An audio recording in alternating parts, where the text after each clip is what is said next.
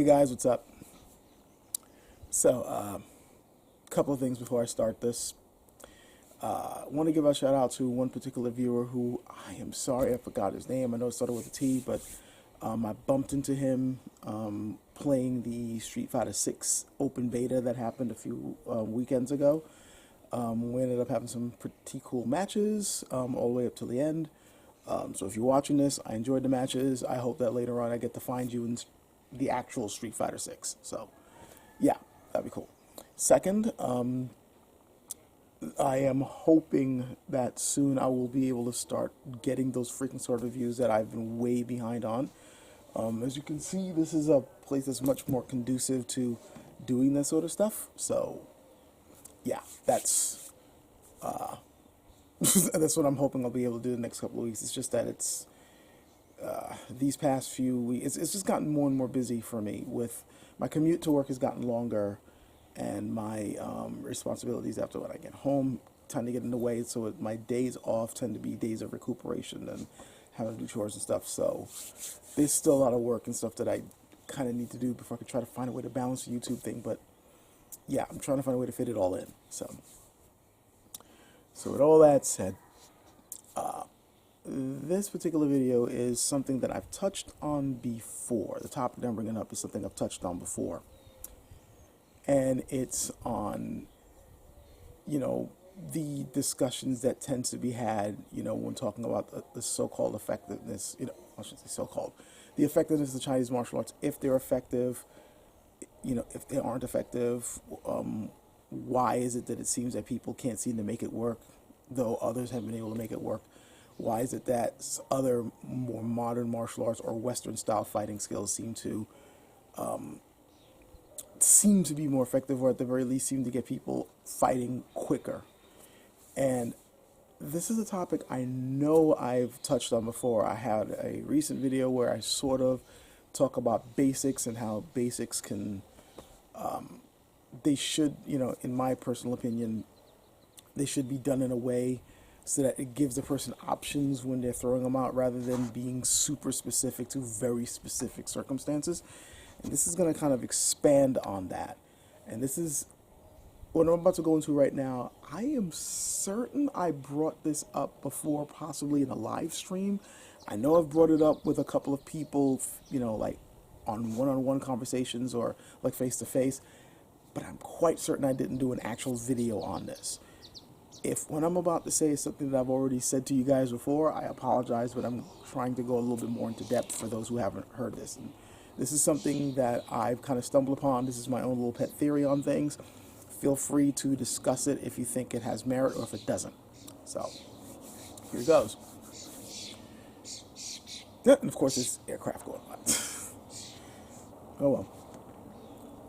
One thing that I tend to hold to is that when you're talking about cultures and you're talking about the way they go about things, there's certain core concepts that certain cultures hold to that tend to permeate through everything that they do. Like, however they approach going about life or doing their everyday or learning things or how they view the world, there tends to be some kind of underlying themes or underlying way that they tend to go about it. You with me so far? I'm pretty sure you guys are like nodding your head. Yeah, of course, of course.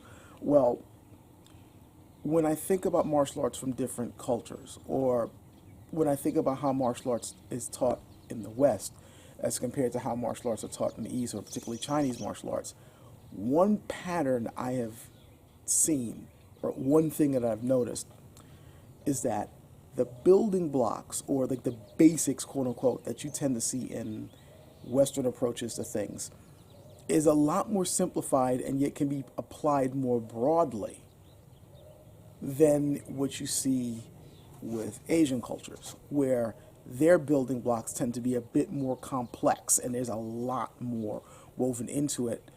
And these particular things are made for specific situations or specific settings, which means that there's a lot more complexity and depth to what they're trying to convey, but it takes a bit longer for people to get it. A good example I can give to this, and I think it's actually, there's a parallel here between what I'm about to bring up and martial arts is language, specifically written language. If you look at Western cultures, and I say cultures because there's this thing of Western culture, and they just say it as this one thing, and that's BS if you actually look carefully at it. There's no one Western culture. There's so many different ones. But if you look at different Western cultures, and you look at the way they approach language, the written language, it's the basic building blocks are pretty basic. Let's take English, for example, and a lot of different languages use this exact same thing, the alphabet. But I'm looking at this from an English standpoint. You got 26 letters, okay? Just 26 symbols. And each one of these things represents a sound. And you put those sounds together and you get specific words. When you're learning how to write these things, when you're doing the written words, like they first teach you, okay, you put these words together, you put these letters together, you get these words. How you put them together, there's certain rules behind it. Yes, I know the whole joke about how English constantly breaks its own rules because it keeps borrowing from every other language, but stick with me here. You got basic rules on how to put these letters together. Once you start learning how to put these letters together, then you're able to, form words. You can have the words form sentences. Sentences form paragraphs. Paragraphs form essays, and so on. And how you string these things together, you can write prose, you can write poetry, you can write songs, you can write nonfiction, you can write reports, you can write law. And each one of these things has their own particular rules on how these things are to be written. But they all go right back to that same basic principle of 26 letters. Okay? And these 26 letters can be applied in a variety of different ways, and how you use those letters determines how they're used in a particular setting. You see what I mean? Like, it's like, okay, I put these letters together and I form these words, and I use these words and I put them together in this setting. So in casual writing, your sentences might look one way. In school writing, when you're writing an essay to pass a test, you might be expected to write a different way. That's a different situation, but those basic letters can still be applied to that situation. Let's say you're writing for law. Anybody here who's familiar with law jargon or has encountered it before knows how confusing it can sometimes be, but it has its own particular set of rules that it follows, and that jargon works for that.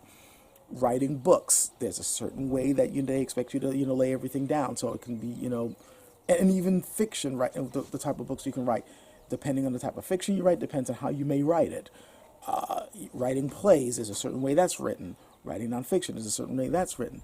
And you can write at a basic level where you're just simply jotting down notes and here you go. Or you can be writing at a professional level, and then what type of profession you're getting into. But this all goes back down to 26 basic letters that can be applied in an infinite number of ways. And these letters all have very basic meanings. But you can apply them in all types of scenarios and different combinations. Now let's take Chinese. There is no Chinese alphabet. Not really. What they have are symbols. And each symbol, each character that you have to learn to write. First of all, the characters themselves, there's a complexity in how they're written. I'm not saying that there isn't a complexity in writing basic Western alphabets. But there is a bit more complexity with Asian languages, and in particular, Chinese writing system. In fact, there's a reason why they've had to move, there's a reason why we have a simplified Chinese as far as writing goes. But if you look at more traditional Chinese, the characters are rather complex, not only in how you write them, but their meanings. See, we're not just going into sounds anymore, even though, there's probably certain sounds that you expected to say for each character.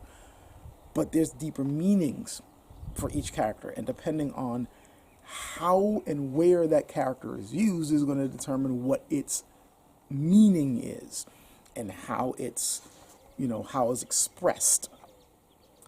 So because of all the complexity with each one of these basic building blocks, you have to learn a whole lot of them and you have to understand the meaning of them and knowing when to put each one in specific situations. You're not as free to just use them a whole lot of, like, oh, I can just use this here, I can use this there. No, there's certain rules you need to follow and where these basic building blocks go and how they're used in what context. And I think we can see a parallel here between that and how our martial arts are taught, the approach. I hope you guys are seeing where I'm going with this. You look at something like boxing, and I brought this up before. You have a few basic punches. They teach you those basic punches. They make sure you're good at throwing those punches. And then they're like, now learn to apply them. In this situation, you might apply them this way. In this situation, you might apply them that way. But those basic building blocks, you have to know how to throw those combinations or when to use them in certain settings. The building blocks themselves don't necessarily dictate the situation. The situation itself, you are going to dictate how to use them properly. Chinese martial arts, on the other hand, at least how they're traditionally seem to be taught, is that, yeah, you're taught basic building blocks, you're taught basic punches, you're taught basic kicks, but once you start getting into deeper applications, suddenly you're like, okay, for this situation, this is how you're going to respond. And in this situation, this is how you're supposed to respond. And in this situation, this is how you're supposed to respond. So now you're memorizing situations. You're not necessarily memorizing the building blocks. You get what I'm saying here? Not only that, but a lot of the basics that you're taught are a lot deeper than you think. Like a straight punch in Chinese martial arts may be more than just a straight punch. A right cross in boxing is a right cross in boxing. It's just bam. How you apply is up to you. But a straight punch in Chinese martial arts may be more than just simply, this is a straight punch and you just use it whenever. There might be a specific way they want you to throw it for a particular situation, or it might be teaching you more than just, when we're teaching you this way. Like, for instance, a lot of people notice that when they're teaching punches in Chinese martial arts, this hand is not in a protective spot. Most of the time you throw the punch, you want to keep this hand, guarding your body. But they have you putting it at the waist. Well, in a real fight, you do that, you get hit. So it's like, what the hell? Well, it's supposed to teach you how to use, you put this at your waist. It's forcing you to pull your shoulder back and put this shoulder forward. It's teaching you to unify your body in the punch. So the basics themselves have a complexity to it. There's a deeper meaning behind what it's trying to get you to do. Then in an actual situation, now you got to modify it and change it up. And this is what I mean. Like, the movement itself is dictating how you're using it, rather than you just taking those basic building blocks and adapting it to that situation. And I'm pretty sure people can argue, well, that is what happens in Chinese martial arts. We are learning to adapt it to a particular situation. Yes, but you got to learn a whole lot of stuff first before you start understanding that you can adapt it to different situations. And the funny thing is, the later Chinese martial arts seem to understand this a little bit more, but they get more complex with their basics. Like, the three big internal styles, quote unquote, Tai Chi Chuan, Xing Yi Chuan, Ba Gua Zhang. If you look at their basics, they're not all that basic. There's a whole lot woven into them. But the funny thing is, they're getting you to learn how to use your body so that you can weaponize your body mechanics. But it takes a while for people to figure that out. So once again, it's like learning all these different characters, and then, oh, that's what the characters mean. Oh, now I can apply it in this many ways. Whereas with boxing, here are your basic moves, go at it. Okay?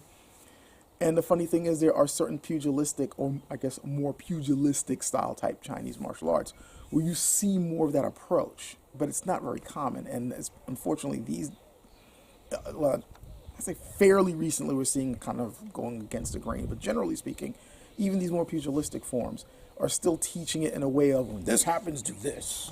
When this happens, do this. Which is not very conducive for actual fighting, where spontaneity is what's important. And I think this goes down to, again, different cultural approaches to how to learn things, how to grasp subjects, how to gain understanding of something. What's the approach you're taking?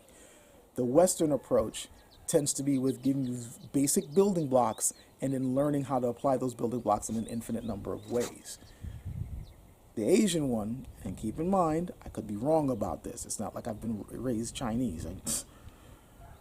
But the Chinese approach, at least from my perspective, seems to be more about there's a more of a holistic approach. There's more of a all-encompassing approach with basics, where the basics you're learning are complex. And first, they're teaching you different situations to use each one so that you can get an understanding of, oh, now that I understand these situations, now I can apply them in a more broad way and then change it how I can. Like, it's, I'm trying to find a good way of ending this off to kind of really, send this home so you can see where I'm getting at with this. I guess it's the difference between, it's basically you're trying to get people to be able to do things free form. One way of doing it free form is, I guess one way, it's basically one way seems to be getting you to the free form area faster than the other way. But the other way is going to have you feel a little bit more complete when you get there. Because the boxer may be able to, they're able to start putting their basic building blocks pretty quickly. But it's going to take them a while to really learn how to do it effectively. Like where it really becomes an art. Whereas the other one may take them, the other approach, the Chinese approach, may take them a long time to be able to apply their basics. But once they get it, they're able to apply it in a sophisticated way, provided that they're willing to put in the amount of effort it's going to take for it. Which approach is better? I'm pretty sure a lot of people would say the Western approach is better, and I tend to somewhat agree, at least in teaching someone how to do something in the beginning. If you want to have somebody reach a certain level of competency fast, the basic building block one seems to be a better approach. However, if you want somebody to gain a deeper understanding of what they're doing, at some point you're going to have to throw that complexity in. So I'm thinking trying to find a way to balance the two approaches when we're trying to learn traditional martial arts would be a better way of going about it. There needs to be a lot less of, when this happens, do this. When this happens, do that. There needs to be more of an emphasis on, these are the basic building blocks. This is the basic way to use it. Now let's throw some practical tests at you so you can at least know how to apply these basics spontaneously. And now that you can do it spontaneously, now let's go into the deeper meaning of it. I hope this all made sense. It makes sense in here.